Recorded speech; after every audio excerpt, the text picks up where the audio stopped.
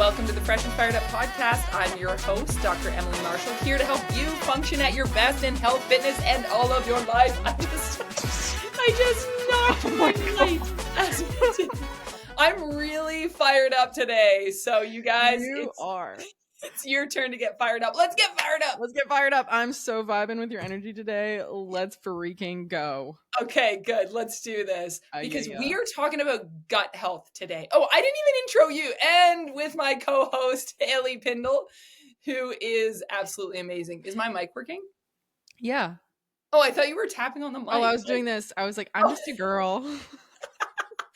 Oh, we love Haley Pindle. Haley_FitBlog. You hate when I say that on Instagram.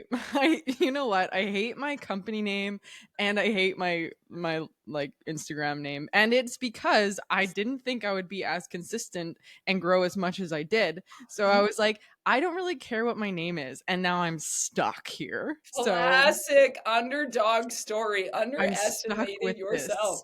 I'm stuck with this horrible username that I don't like, but it's fine. But you will find her. You're gonna go search it now. Yeah. And mine's Dremely, so Dremely that's even better. I gotta say that's even better. So Dr. Dre right here. Dr. Dre. Anyways, we are talking about gut health today. Want to give a special shout out to my friend. I'm not going to say her name because she's going to be like, please don't announce me on your platforms. If you're listening to this, we love you. Thank you for bringing this topic up. She said to me, she was like, if you guys do an episode on gut health, send it my way, because so many people are struggling with their gut health. So many women in particular, and there's a reason for that. And we are going to go over it. And I want to start out with looking at the top. We're going to cover about 5. We'll see if we have time. I always overshoot how much content we're going to get into one episode. Haley, you know that, right? Yeah, well, we have stories to tell the people. We do. So. We have stories. So we're going to go over the top 5 ways for women, 20 to 40, 45 maybe. If you're older than that or younger than that and you're listening to this episode, feel free to keep listening. It's for you too. And we're going to improve your gut health. So number 1, eat more diverse, fiber-rich plants. Oh my gosh, we're getting right into it. When you look this up, that comes up. Okay, so in all the searching, you know me, I lean more animal-based. I lean more carnivore. And I was looking into this, and because you know me, I get a little resistant. I'm like, yeah, but you don't want too much fiber. And what type of fiber is it? Because you can also irritate your gut lining with that, right? So let's just talk about why this comes up so much, first of all. And then we'll get into some of the objections or some of the streams and ways you could go with how you think about this, okay? So number 1, why any fiber at all in your diet? Well, the pro or the beneficial side of having fiber in your diet is because it feeds gut bacteria.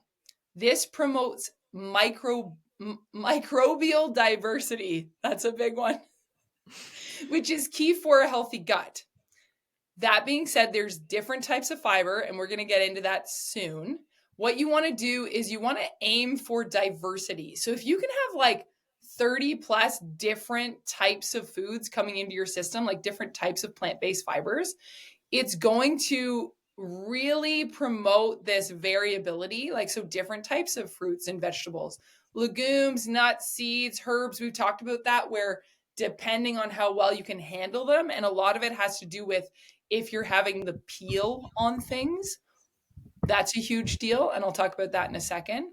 But a lot of this has to do with if the foods are rich in polyphenol. Oh my goodness, that's a big word.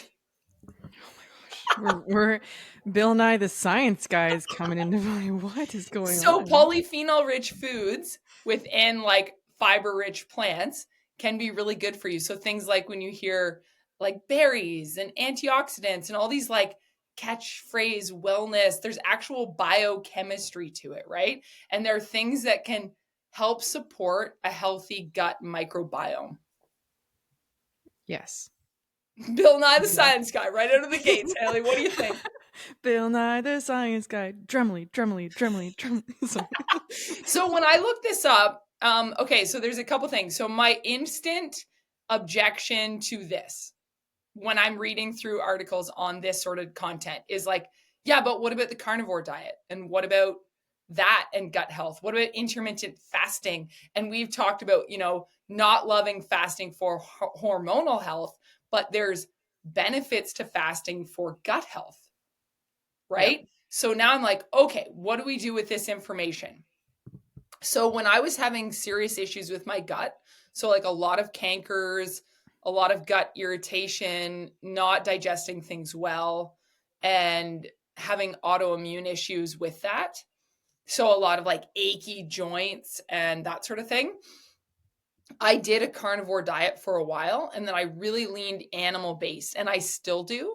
And there's a reason for that. So there's definitely short term benefits to it. So if you look at like, this is going to give you this symptom relief when you have a lot of stuff coming into your system and your body's already in an autoimmune state and it's getting irritated by all these different foods. Sometimes you just need a reset. So when we look at a carnivore based diet and we look at autoimmune conditions like IBS, for example, or even anything with like a leaky gut syndrome that could lead to like a psoriasis, you've talked about that, Haley. This is going to really cut down those symptoms and reduce the gut irritants over the course of, if you're able to do it for like a few months, that sort of thing, right? Because you're eliminating so many processed foods and you're eliminating allergens, giving your body a chance to lower inflammation, and that can calm your gut. Yeah. So And that also would like be, yeah. sorry, also like starving the bacteria that's not super helpful in your gut that Yes. might be causing a lot of inflammation. So you can think of your gut microbiome kind of like a community. So there's good people, there's bad people, and you're the mayor and you are just trying to navigate everyone. Obviously, we want a little bit more good than bad, right? So you're kind of the deciding factor on that. But in terms of eliminating foods from your diet, specifically allergen, it's just kind of having a clean slate, and then you can slowly bring foods back in and introduce them, right? Yes, Yeah. that's huge. And so the big thing with that too is looking at, that's where we get into what does that mean long term? So what can happen? So the longer I did a carnivore diet, the more I realized I wasn't actually consuming enough calories. So you got to make sure that if you're doing that as a reset, that you are consuming enough calories, because although my autoimmune issues went away, my mastitis, my joint aches, my chronic headaches, my cankers, all of that went away. But then the longer I did it, I started to get like really to the point where I was getting not enough calories. My hair starts falling out. My skin starts to get a bit irritated. If you look back in pictures, I look really skinny, like a little too skinny. And it's like, okay, well then what do we do with that? This is where I shifted more to an animal based primarily. So I tend to do better with a lot of animal proteins like we've been through in other episodes, because they're so rich in micronutrients and they're not very irritating on your gut lining. That being said, when I started to increase my calorie intake as well as the soluble fibers, I brought this up on other episodes. I really found my hormonal balance started to get better, as well as my gut wasn't getting irritated. So that was huge. So this is where it's like you are going to need that prebiotic fiber for your bacteria in your gut eventually. And it's okay to go in cycles with things. I think we've talked about it before, where it's like, don't experience cognitive dissonance. You don't need to get religious about your diet, in the sense that, like, if I try one thing or if I do something for a while and it's working and I need to shift it a bit and I need to introduce more diversity, or I need to take some stuff out and kind of play around with that, it's okay. There's going to be different phases and your body's going to be going through different hormones. And we've talked about it, where this is a huge one, Haley, that you've said is you can earn that right to be intuitive with your eating, to start to really pay attention and become aware of how your body feels with certain foods or not with certain foods. Yeah. And that's okay. Exactly. And I feel like the hierarchy that I see specifically with gut health, when everyone has like either constipation or leaky gut or whatever the issue may be, a lot of people just aren't eating enough. Like your body knows how to regulate itself if you give it enough calories. So most people will go to like, oh, I have leaky gut and now I'm supposed to do this fast. Now I'm supposed to eliminate all of these foods, when in reality, like that's going to leave you worse off. So in the hierarchy of needs of gut health, I would say eating enough of the right foods. So like you said, Emily, prebiotics. So that's what probiotics eat. You hear that buzzword a lot, like probiotics eat like pickled veggies, eat kefir, yogurt, all of those things. Those are the bacteria that go into your gut that are good bacteria. And then the prebiotics in like garlic and unripe bananas and like a lot of vegetables and stuff is the prebiotic that those probiotics eat. So that kind of ecosystem can thrive, right? Yes. So it's enough food, the types of food, and then also like stress levels, because your gut is connected to your brain. So the gut brain axis connected by the valgus nerve is a huge factor in like your gut health and as well. So your perceived stress also will impact inflammation in your gut, right? So Hugely. Yeah. And we are going to talk more about that as this episode goes on, because that one's extremely underestimated. So yes. that kind of ties into the question that came up for me, which was intermittent fasting, and how, fasting can increase stress for some women, right? Like if you're hormonally sensitive and it kind of disrupts your hormonal cycle, it can mess with your thyroid, it can increase your stress level if you do it too aggressively. Yeah. Now, that being said, if you're doing it in a gut friendly rhythm, and I'll explain this, it can be helpful to give your gut breaks. Best time to do that. This is the best hack. So if you get nothing from this episode, get this one. If you are trying to give your gut a break that is a reasonable amount of time, let's say 12 to 14 hours, okay? Let's just take 12 hours. If you eat all of your calories, front stack your day, and you have more protein and all of these things that are good for your gut and your hormones throughout your day up until, let's say, 6 p.m., like you eat your supper, and then you don't snack in the evening and you don't get a bedtime snack, now you're basically you're just kind of fasting through your evening, right? Like 7 p.m. onward, you go to bed, you sleep all night. That time where you're sleeping, your body is relaxed and calm. It's the rest or digest. You're not putting anything through your gut. It gives you that chance for reset. And then if you're not eating again until your breakfast at 7 a.m., well, now you've had a 12-hour fast Yeah. and it really hasn't disrupted your day. Yes, exactly. And actually, a lot of research, more so on women, have found that eating with your circadian rhythm, which is what you just explained, like stopping at 6 p.m. or stopping at like 5:30 or whenever you eat your dinner, and then fasting through the night. Plus, when you do go to bed, your body isn't having that battle between where it should allocate its blood flow, right? So if you're eating right before bed, then your body's going to have to digest that food, and some of the blood flow is going to go down to your gut rather than your brain to go say, hey, it's ready, we're ready to go to bed, kind of thing, and have a deep restful sleep. So Yes, to your because then point. that's going to decrease your stress levels. Yeah. It's going to get you in a good circadian rhythm, which is also going to be better for your gut health. And it's going to, what was the other one I was thinking of when you said that? Oh, it's going to allow your body to get in a parasympathetic state. Hmm. You referenced this already, which is going to lower your stress levels, get you into a deeper sleep. Yes, parasympathetic is like your rest and digest. Sympathetic is your like fight or flight, which is it's a common buzzword that you guys might recognize. Yeah, it's huge. So that's a really big one, a really big one. Mhm. And then the other one is, well, you already started talking about including fermented foods daily. And you gave a little bit of that because that's going to also reduce inflammation, enhance your microbiome diversity. You mentioned yogurt with live cultures, sauerkraut, kimchi, miso, kombucha. There's all these different ones, right? And I know it's hard sometimes, right, to think through this, and it can sound complex, especially if you haven't had these things in your diet. And quite frankly, I don't do these things all the time. And so if I go for a period of time where I haven't had, mainly because I just haven't put the effort in as much, like same thing with bone broth, right? Really good Mm. for you. Sometimes I put the effort in, sometimes I don't. The biggest thing with these fermented foods is that if you haven't had them for a while, you want to reintroduce them slowly. Because if you go too heavily on them right away, you're going to feel bloated. And then you're going to be like, what is happening? Maybe I shouldn't be eating this. It's like, no, you really need to ease into them and not go overboard. Just a warning. Yes. The all or nothing. We don't like it.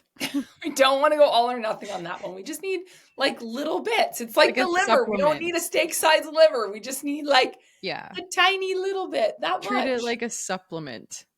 Exactly. Yeah. Exactly. No, that anything else on fermented foods?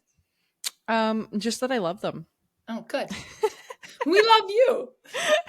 She hates her Instagram handle. She loves fermented foods. Learning so much about Haley today. Yeah, well, that should be in my bio. Hate my Instagram handle. I think so. But So remember the it. third one I want to bring up is definitely limit ultra processed foods and added sugars. Yep. Why is that? Because highly processed foods and excess sugar can promote the harmful bacteria because it's promoting inflammation in your gut. Yeah. And when you are very inflamed, things get leaky. And when we mean leaky, it means there's all these bacteria in your gut.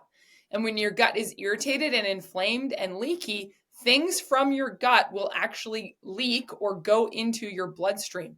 When those bacteria start circulating through your bloodstream, we get something called systemic inflammation. Systemic inflammation can affect our brain fog, our brain health, can affect our joint health.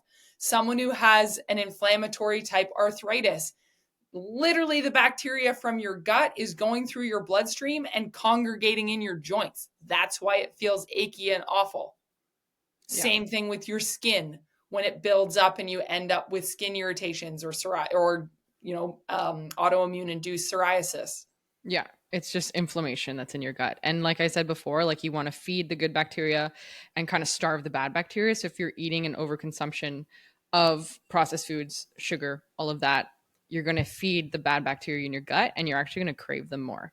So if you're dealing with a lot of sugar cravings, it might be because you have an imbalance of those bacteria in your gut. So yeah, because they're like, feed us. Yeah. And rather than in that case, I would be like, okay, maybe we don't want to listen to our cravings, right? If you have overconsumption of sugar, maybe it's a better idea to go against that craving and starve them a little bit rather than listening to it. Yeah. Right? No, that is true because it's out of balance already. So Yeah. now your body's more addicted. It's feeling like it's addicted to sugar. So Yes. I that was another thing is committing. When I committed fully to the carnivore diet, it also eliminated a lot of sugars. So you're almost kind of breaking some addiction. And then you realize, oh, I can do this. Give yourself a reset and then start reintroducing these healthy foods. That is an option for you without Yeah. having to go full starvation. Yeah. And exactly. It's like the all or nothing thing. Like if you're interested in gut health, you want to kind of prioritize it a little bit. You don't have to do this whole elimination diet and see what you're allergic to or whatever because you're not allergic to anything. Just like start to pay more attention. Maybe have a little bit of fermented foods, pay attention to what you're putting in your body, which ask yourself like which probiotics am I feeding right now? Which gut bacteria am I feeding right now? Is it going to be bad or is it going to be good? Yeah. However, if you do have a little bit more of a bigger condition or autoimmune condition, you have to be a lot more mindful, in which case you might benefit from doing the elimination diet or going like carnivore and really like starving everything and starting over. But most of the population doesn't need to do that. So, Yeah. It kind of depends on where yeah. you're at, right? And Yeah. I feel like talking, even having conversations with us, reaching out, asking questions, seeking resources can be really helpful for that.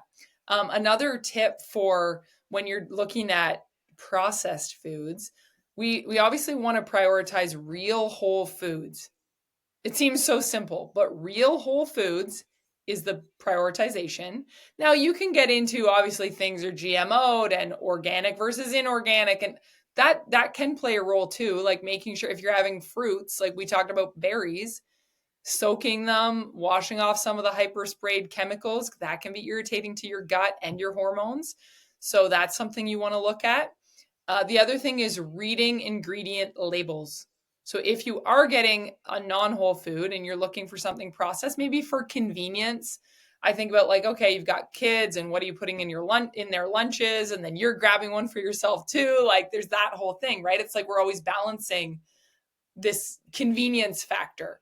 Well, look at the ingredients and try to avoid items that have long lists of unfamiliar ingredients. If you don't want to take the time to learn every ingredient, fine. But fewer ingredients is usually better. And if it looks like an English word, like if it looks like a non random chemical or dye, then it's going to be better. Yeah. And just so everyone knows, like yogurt's processed. It's the Yeah. ultra pot processed where those ingredient lists are like so long. But like yogurt's processed, like canned vegetables are processed. There's a lot of things that are processed that are convenient that are derived from whole foods, in which case Yes. convenience over anything. And then also like your excuse that convenience is your reason for buying or eating all of these ultra processed foods is now negligible because there are whole foods that are processed that are very convenient and you can eat.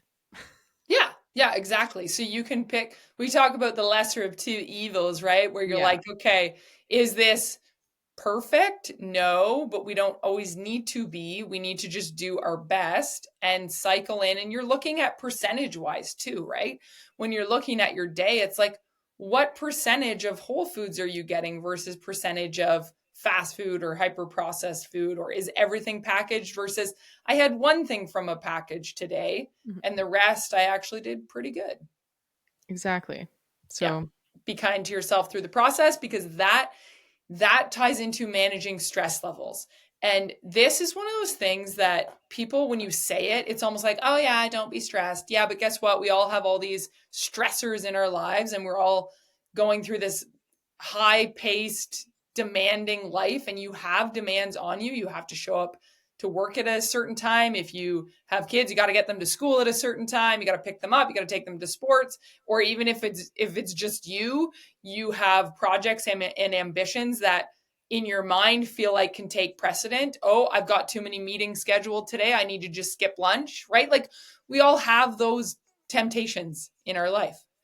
And so when you're looking at this and you're looking at if you're doing this all the time, that becomes chronic stress. It is different than acute stress where you're like, I had this thing that needed to be done right away and I had to kick it into high gear. And I did that for a short amount of time. I got it done. Now I can take a breath. Now I can go get a drink of water. Now I can give myself time and space to go pee or take a shower before bed. Like that's okay, right? So short bouts of stress, because we can't avoid stressors altogether. They are also part of life and growth, but it's when it becomes this long-term uninterrupted chronic stress where your traps are tight, your neck feels locked, you're headachy, you're just really tense, you're not getting a full breath. This very much disrupts your gut brain axis, your gut bacteria, which you already brought up, Haley. Practicing stress reduction techniques, deep breathing, meditation, go for a walk, like all of these things we've talked about filtered through tons of other episodes. So you can go back and listen to our mindset episodes. But one thing I wanted to talk about breathing, and there are experts. Actually, I work with a client who does a lot of breath work with her clients, a massage therapist and an osteopath. And she was just, she's probably going to listen to this too. So I'm using your analogy. And it's about, she used the analogy of when you're taking a breath and you're trying to get your body to relax. And she'll go through this breath work with people. And it's very difficult, she said, for someone who's been really tense and really isn't used to full breaths to get them to understand how to release a breath calmly. And so, people will do it like this, where they're like,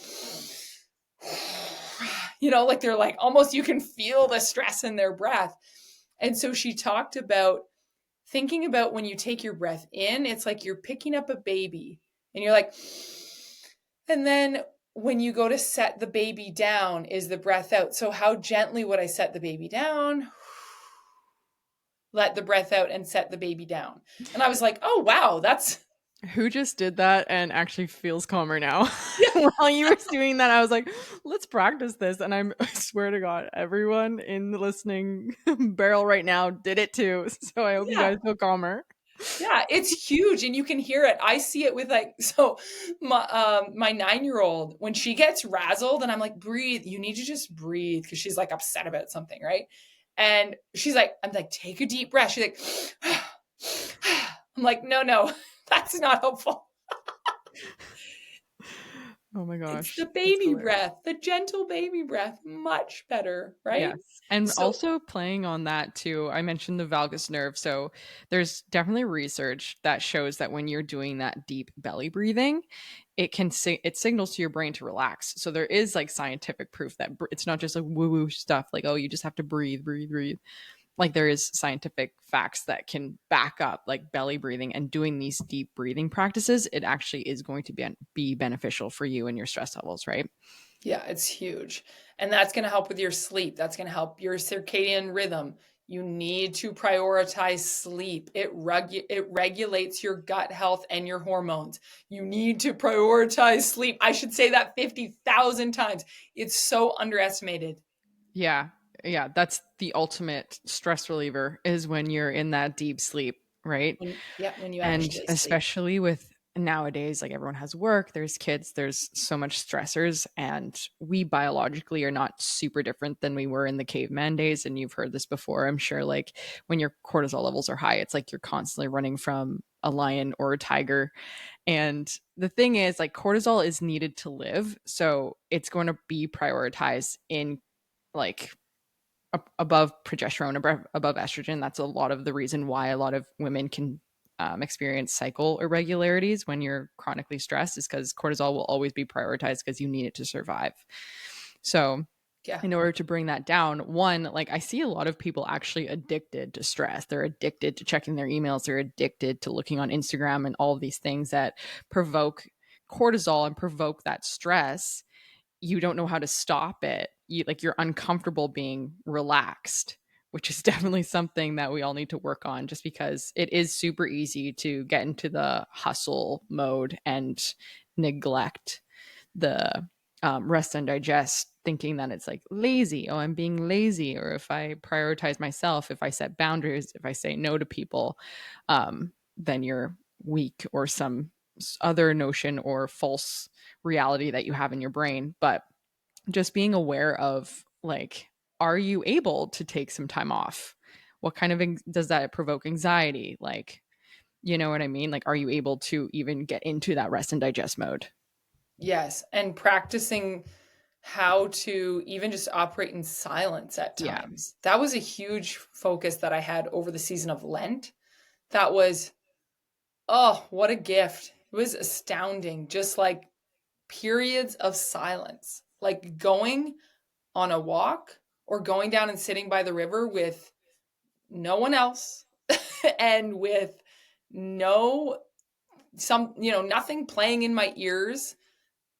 And it's like, it makes a huge difference. All you're hearing is like the sound of the river, a random bird. Like it's so calming. And I was using that time to really focus on prayer. And it was interesting. One of the cardinals that led the silence, like I was going through a kind of a program through Lent, and he talks about like resting in the awesome silence of God and just really like allowing that to sink in and let yourself calm. It's such a gift. Oh, for sure. And it's very like meditative. Yes.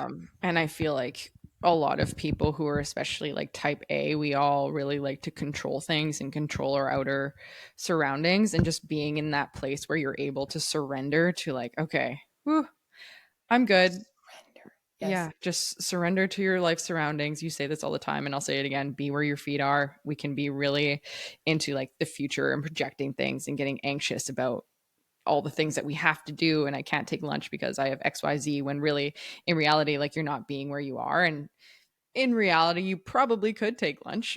You're Yeah. just projecting that you can't. Right. Yes. There's a So, story in your head. Like yeah. whenever people say, like, yeah, but I can't do that. I'm a perfectionist. Or, oh no, I could never sleep with this project undone or these things not put away. It's like, well, when's the last time you tried? Yeah. And what does that look like? And hyper obsessing over things, where is that coming from? Is it coming from conflict avoidance? Is it coming from, previous experiences that you have that you're blowing up in your mind and you're allowing to play on repeat? Because if we have 60,000 thoughts in a day, I don't know what the stats are. Actually, John was just bringing this up to me. There's actual numbers of the percentage. Do you know what they are? Of the percentage that are negative thoughts, and then the percentage of those that just go on repeat in your brain and they're negative thoughts and they're causing you even more stress. And it's not even something that's in your reality. It's just in your Yeah. head. Exactly. I don't know the stats, but I've heard them before. I just have not remembered them. Yeah.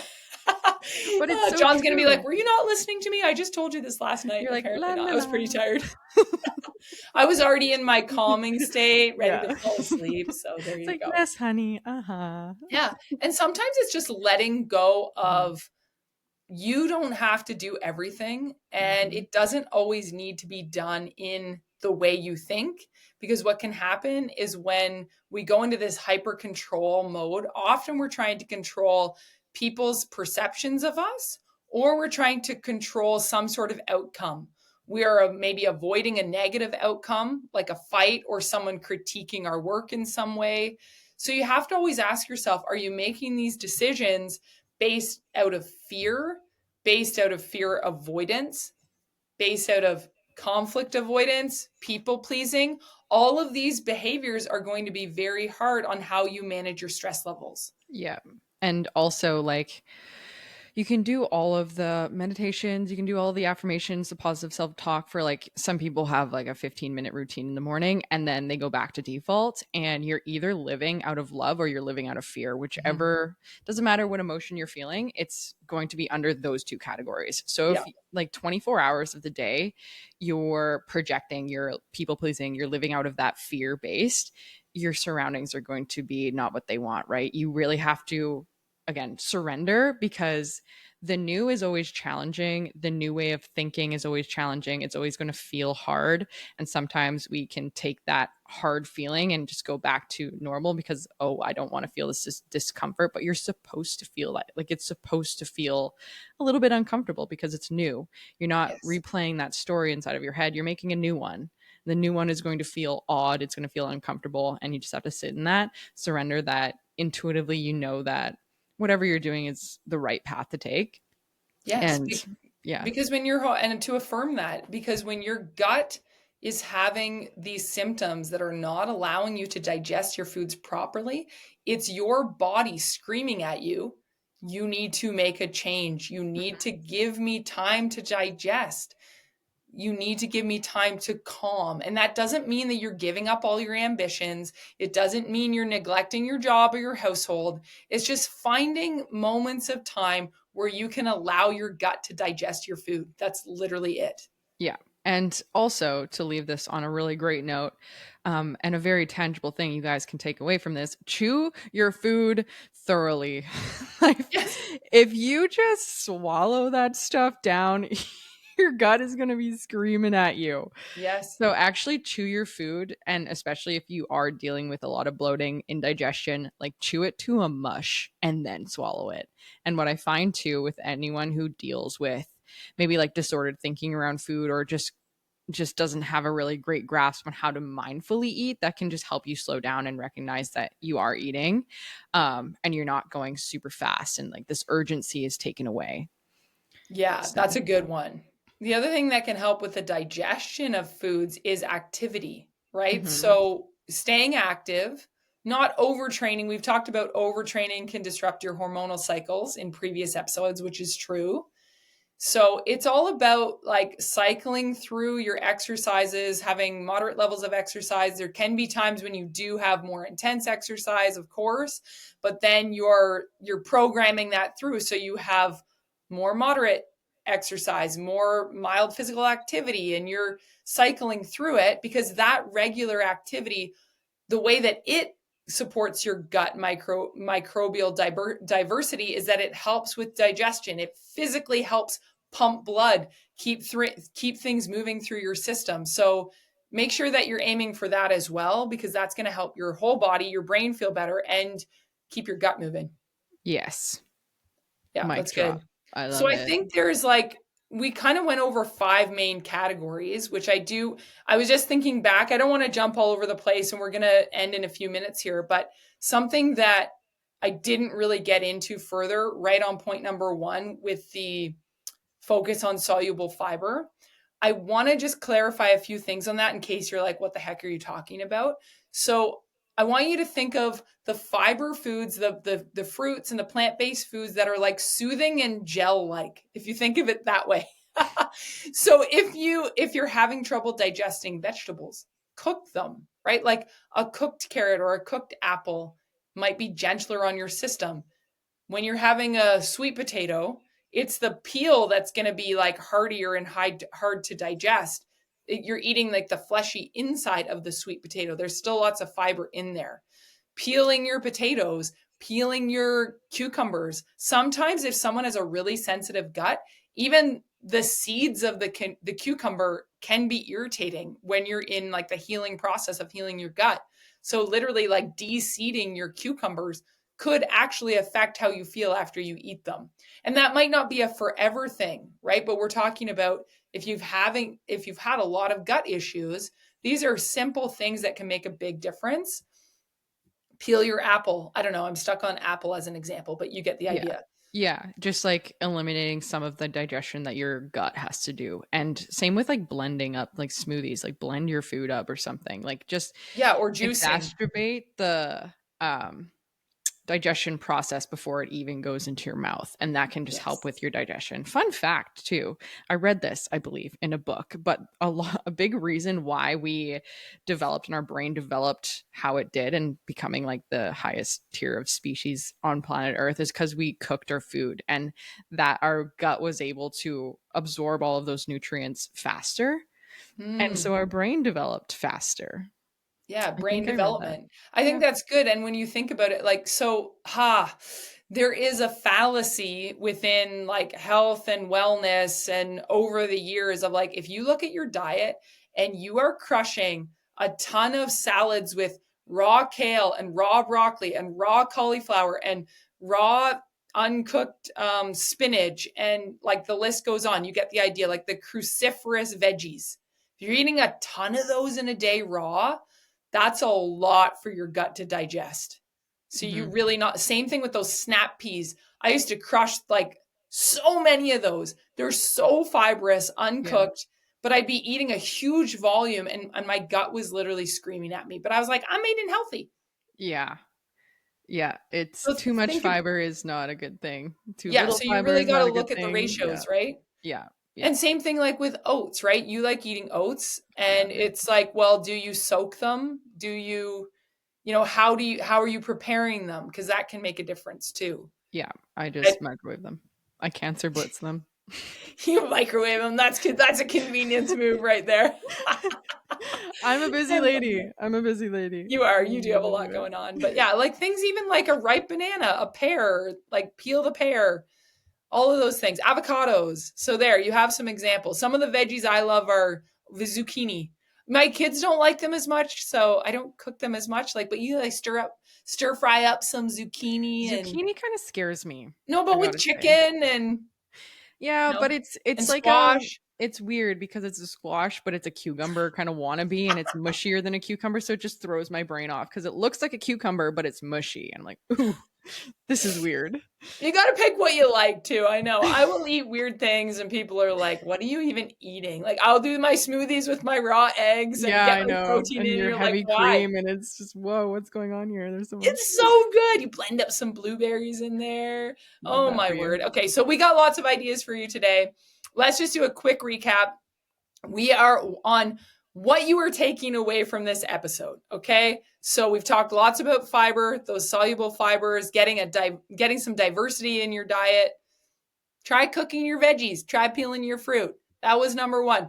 Number two, we are looking at what was number two? Shoot, I'm doing a recap. Number two is fermented foods. Yeah. Fermented foods daily. Number three was limit your ultra processed and sugary foods.